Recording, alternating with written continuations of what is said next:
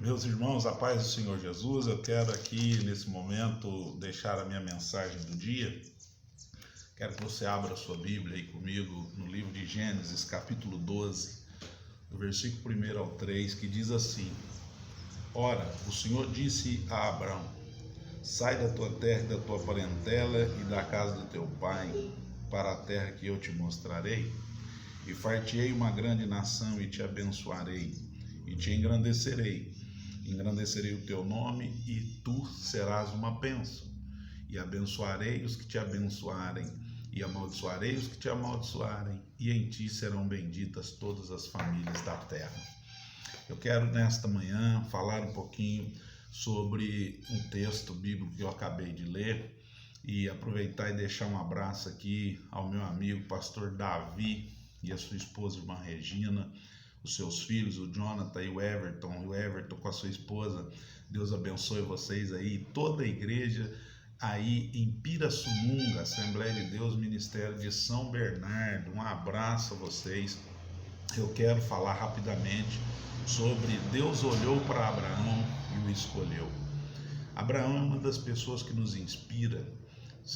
São tipos de pessoas como Abraão que nós aprendemos as lições, nós vemos os erros e os defeitos, mas vamos ver que Abraão é um exemplo para nós.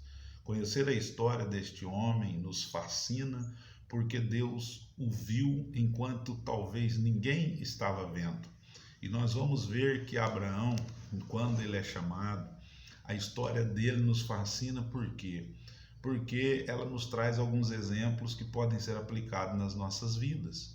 Porque Deus, ele nos vê mesmo em ambientes contrários. Abraão vivia na cidade de Ur dos Caldeus, vivia numa cidade idólatra, numa terra pagã, mas mesmo assim Deus o viu. E eu quero te dizer nesta mensagem que viver com Deus é uma escola. É uma escola onde nós vamos aprender valores, conceitos de fé. E Deus, ele não escolhe por região geográfica, por família. Não, Deus escolhe você, mesmo você vivendo em terras infiéis. E mesmo que você seja infiel, Deus permanece fiel. A fidelidade de Deus para com Abraão foi a diferença entre o relacionamento deles. Por quê? Porque Deus, ele foi fiel com Abraão mesmo sabendo da sua origem. A sua origem não fez com que Deus se afastasse dele, mas muito pelo contrário, Deus se atraiu a ele, Deus foi ao encontro dele. E nós vemos aqui em Gênesis 12:1 que Deus, ele vai além do que somos hoje. Deus escolheu Abraão e na realidade já viu nele um Abraão. Deus o transformou em um homem de uma terra pagã para viver como pai de multidões. Muitos olham, mas somente Deus vê. O olhar é a função dos nossos olhos, é o olhar.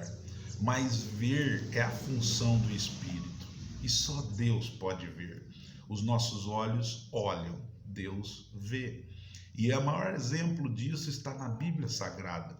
Pessoas que foram olhadas e observadas, mas que Deus viu. Jessé olhou em Davi e viu nele um pastorzinho de ovelhas, mas Deus viu ele como rei de Israel. Jacó foi visto como enganador e suplantador, mas Deus olhou e viu nele pai de tribos de Israel. Moisés foi olhado como príncipe do Egito e gago, assassino, mas Deus viu nele libertador de Israel. Gideão foi visto como um medroso contumaz, mas Deus olhou e viu nele um valente e valoroso. Jeremias foi visto como imaturo e despreparado, mas Deus olhou e viu nele um profeta. Isaías foi visto como um homem de lábios impuros, mas Deus o viu como um profeta messiânico. Saulo foi olhado como um ferrenho perseguidor. Deus viu nele um apóstolo dos gentios como Paulo. Simão Pedro foi visto como pescador inconstante, rude, uma folha seca impelida pelo vento, mas Deus viu nele o apóstolo do Pentecoste. O que eu quero dizer com isso é que Deus não se limita ao que as pessoas veem em você. Deus te viu e vai mudar a sua história. Deus vai fazer de você um homem experiente, um homem com experiência com Ele. E Abraão também nos ensina que entre o chamado e o cumprimento existe um percurso. Se você ler em Gênesis 11:31, você verá que ele passou por vários lugares. Ur foi o estabelecimento, a zona de conforto. Harã foi a terra de montanhas, a terra de montes. Padã era planície, um terreno plano, e Padã-Arã, uma planície no meio das montanhas. Sabe o que Deus está dizendo? Que para você chegar ao lugar da promessa, você deve escalar as montanhas e superar os obstáculos. Moisés, antes da glória do topo, tem o sacrifício de uma escalada. A promessa não passa pelo teste do tempo, porque José recebeu a promessa com 17 e foi cumprida com 30 anos. Algumas coisas você precisa saber para você entender que quando você for seguir a Deus, a sua vida tem um propósito. Gênesis 13:14, nós vamos ver a expressão depois. Depois que Ló sai da história de Abraão, o véu saiu. Ló significa véu. Até enquanto Abraão estava com Ló, a sua visão estava obstruída. Mas Ló representa a nossa vida hoje. Nós precisamos abrir o véu e entender que Deus nos chamou. Abraão só se transformou no grande pai de multidões quando ele se desliga de Ló, quando ele abre o véu. E o que você precisa nesta hora para que você veja Deus cumprir os seus propósitos? Tire o véu e saiba que Deus não te olhou, mas Deus te viu. Conclusão, Gênesis 12:2, e tu serás uma bênção. Saiba que você não foi olhado, você foi visto. Deus te viu com o Espírito dele e te escolheu.